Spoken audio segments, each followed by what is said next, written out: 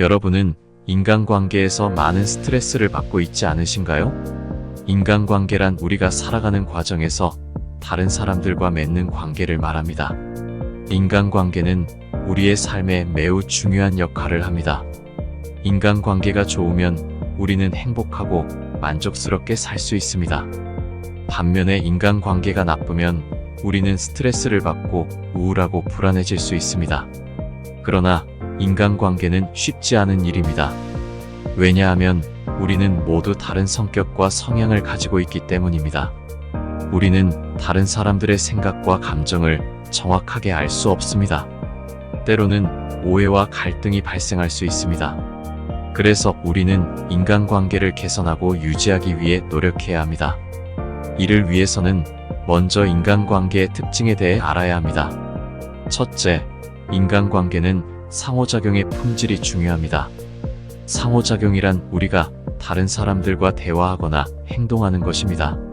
상호작용의 품질이 좋다는 것은 우리가 다른 사람들과 존중하고 이해하며 신뢰하는 관계를 맺는다는 것입니다.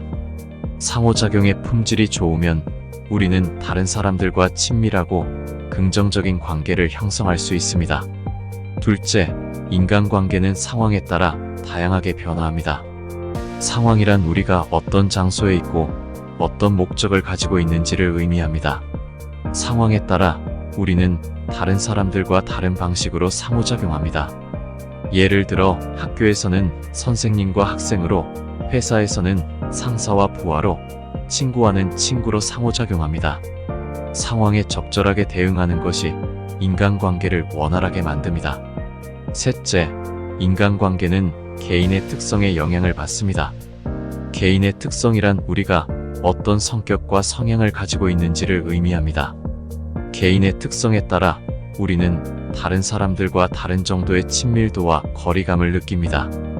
예를 들어 외향적인 사람은 많은 사람들과 친밀하게 지내기를 좋아하지만 내향적인 사람은 소수의 사람들과 깊이 있는 관계를 선호합니다.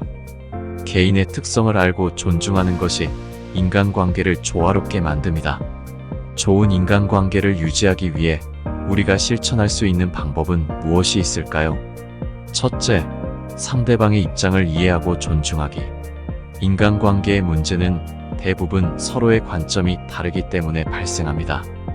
따라서 상대방의 생각과 감정을 공감하고 그들의 의견을 존중하는 태도가 필요합니다.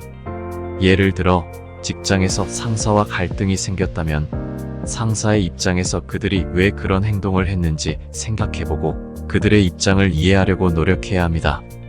또한 상사의 의견에 동의하지 않더라도 그들이 자신의 경험과 지식에 기반하여 결정을 내린 것임을 인정하고 그들에게 적절한 존중과 예의를 표현해야 합니다.